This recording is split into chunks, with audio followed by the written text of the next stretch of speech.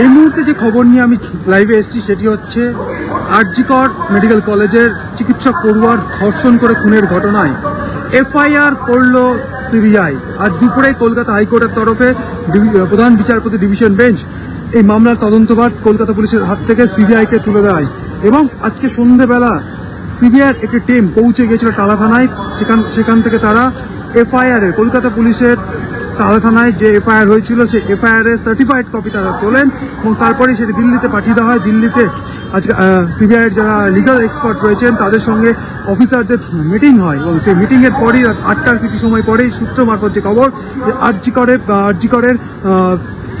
পড়ুয়া চিকিৎসকের ধর্ষণ করে খুনের ঘটনায় এফআইআর করা হলো। মূলত খুন ও ধর্ষণের ধারাতেই মামলা রুজু করা হয়েছে সিবিআইয়ের তরফে, কারণ কলকাতা পুলিশের তরফে খুন ও ধর্ষণের ধারাতেই এফআইআর করা হয়েছিল কলকাতা পুলিশের তরফে।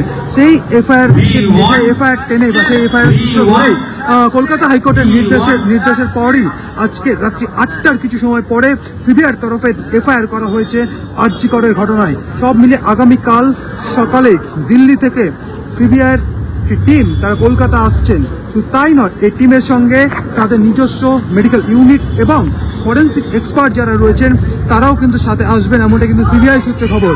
সেক্ষেত্রে আছে কলকাতা হাইকোর্টের যে নির্দেশ যে এই মামলার তদন্ত সিবিআইকে তুলে দেওয়া হচ্ছে, সিবিআইকে তদন্ত করতে হবে এবং পুরো তদন্ত কোর্টের অবজারভেশনে পুরো তদন্ত চলবে। সেক্ষেত্রে এই অর্ডার হওয়ার কিছু সময় পরেই আজকে বিকেল সন্ধ্যে নাগাদ টালা থানায় পৌঁছে গিয়েছিলেন সিবিআইয়ের টিম। সেখান থেকে এফআইআর সার্টিফাইড কপি তোলা হয় এবং সেই এফআইআর সার্টিফাইড কপি পাঠিয়ে দেওয়া হয়েছিল দিল্লির যে হেডকোয়ার্টার সেখানে। এছাড়া আজকে আদালতেই বেশ কেস ডায়েরি কিন্তু হস্তান্তর হয়ে গেছিল সিবিআইয়ের কাছে।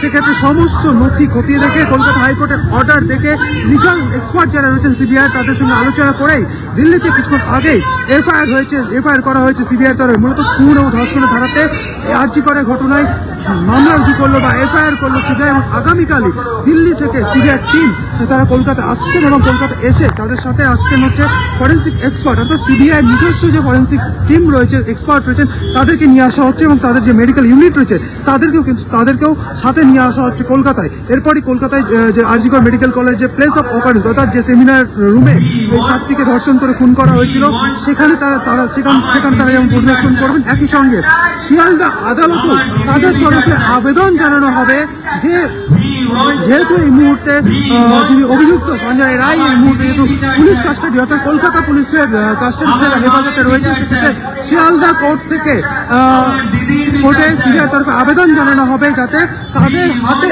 অভিযুক্তকে তুলে দেওয়া হোক। এই মর্মে কিন্তু শিয়ালদা কোর্টে আবেদন জানানো হবে, এমনটা কিন্তু সিবিআই সূত্রে খবর। সব মিলিয়ে আরজিকর মেডিকেল কলেজের চিকিৎসক পড়ুয়ার খুন ধর্ষণের ঘটনায় তদন্ত শুরু করে দিল সিবিআই। এই সংক্রান্ত আপডেট আমরা যা পাবো আপনাদের সঙ্গে শেয়ার করে নেবো। আপাতত ধন্যবাদ।